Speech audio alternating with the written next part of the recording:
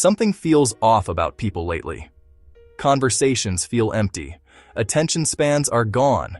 Everyone seems disconnected despite being constantly online. Creators are noticing it. Viewers are feeling it. The comments are full of people saying, yes, exactly this. Something changed. They're right. Something did change. But almost everyone is looking at the wrong decade. 2020 gets the blame. Some go back to 2012 when smartphones hit critical mass. A few push it to 2008, still not far enough. To find where this actually started, you have to go back to the 1950s, to a piece of furniture that changed everything, the television set. But before we get there, let's talk about what we lost, not as nostalgia, as forensics. The family dinner table was not just a place to eat. It was the primary daily training ground for human social capacity. Every night, you sat with people you didn't choose. Different ages, different moods, different temperaments. No exit option. You learned to read a room. You learned to hold a conversation thread while tracking multiple people. You learned that silence has texture. You learned to sit with discomfort until it resolved. You learned conflict doesn't end the relationship. You learned repair. In gaming terms, the dinner table was where you got your experience points. Daily reps, unscripted, unavoidable, building real transferable capacity. Nobody called it a skill. It didn't feel like training. It just felt like Tuesday. But the accumulation was real. Now, before we blame the screen, let's be precise. Because someone will bring up radio. And they should. Families gathered around the radio too. Broadcast media entering the home is not new. So why isn't radio the origin point? Because radio had no screen. And that difference is everything. Radio required imagination. You had to construct the scene in your mind. It demanded active participation, not passive reception. Radio drama had narrative you had to follow. Your attention was engaged, not captured. There's a difference. And conversation was a natural complement to radio. Nothing to stare at.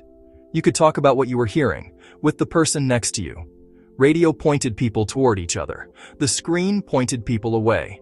That single distinction tells us exactly what the mechanism is. It is not about broadcast media. It is not about technology. It is not about modernity. It is specifically about the screen capturing visual attention in shared space. Which brings us to the 1950s. Post-war abundance, suburbanization, the rise of the consumer middle class, and the television set entering the living room. Families moved the dinner table dynamic in front of a screen, technically together, functionally in parallel. Same room, no contact. The screen captured visual attention in a way radio never did. Conversation became an interruption. The reps stopped. But attention capture was only the first blow. Television delivered a second one. More subtle, more damaging. The sitcom father, bumbling, outmaneuvered by his wife and children. Rescued by someone more competent. Good-natured but essentially decorative. Week after week, children watched a version of fatherhood defined by comic relief. Not wisdom, not authority, not judgment. Harmless humor that threatened no one. And surrounding those shows, advertising told those same children what a successful father provides. The house, the car, the appliances, the vacation. The real father in the room couldn't compete with either. His actual authority had no screen equivalent. It didn't translate visually. So children stopped calibrating father against reality. They calibrated him against a screen-constructed standard designed by people with every incentive to make him fall short. And then those children became fathers. And they reached for the only template they had been given. The dad joke is not organic folk humor. It is an imitation of a media performance of fatherhood. Children emulating TV dads written to be non-threatening. Even the eye-roll response is inherited. Children learned from TV that affectionate dismissal is the correct response to father's humor. The whole dynamic is a reenactment of a script nobody wrote consciously. Authority replaced by affability. Judgment replaced by puns. And a generation grew up thinking that was just what fathers are. Here is where it gets serious. Because what you transmit to your children is what you received, not what you intended, what you actually had. The generation that grew up with TV as normal couldn't fully see what they'd lost from the table. So they couldn't pass on what they hadn't fully received. Their children started with a thinner baseline, less conversational capacity, less tolerance for unscripted discomfort, less experience navigating real people in real time. Those children raised children thinner still, each generation inheriting a slightly weaker version of something they couldn't name because they never saw the original. This is not decline by catastrophe. This is decline by compounding subtraction, 2% per generation, invisible at each stage, devastating across decades. Then came the smartphone, and everyone pointed at it as the cause.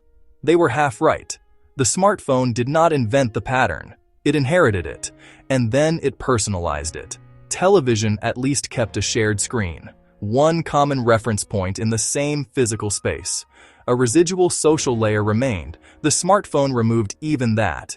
Everyone gets their own screen, their own feed, their own algorithm, separately alone in the same room.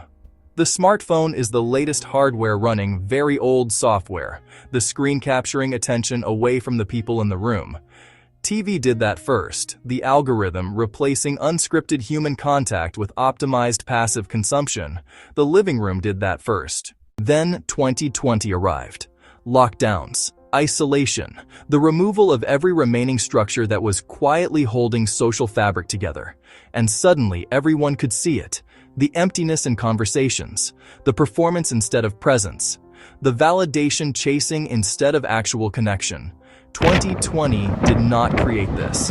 It stripped away enough scaffolding that people could finally see what the building actually looked like. The building had been hollowing out since the 1950s.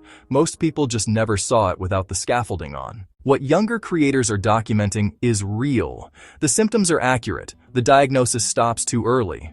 They're working with the evidence their own lives gave them. They felt the shift. They just can't see behind their own birth year. The emptiness, the performance, the disconnection. These are not new behaviors. They are the end product of a transmission failure compounding since the 1950s. You are not watching a recent collapse. You are watching a slow subtraction finally reaching zero. The question worth asking now is not what changed recently. It is what was quietly doing load-bearing work that we never bothered to name until it was gone. The dinner table. The unscripted hour, the daily reps nobody called training, the father whose authority didn't need a screen to be real. We didn't lose these things suddenly. We looked away from them, one screen at a time. Help the channel grow. Please like, share, and subscribe.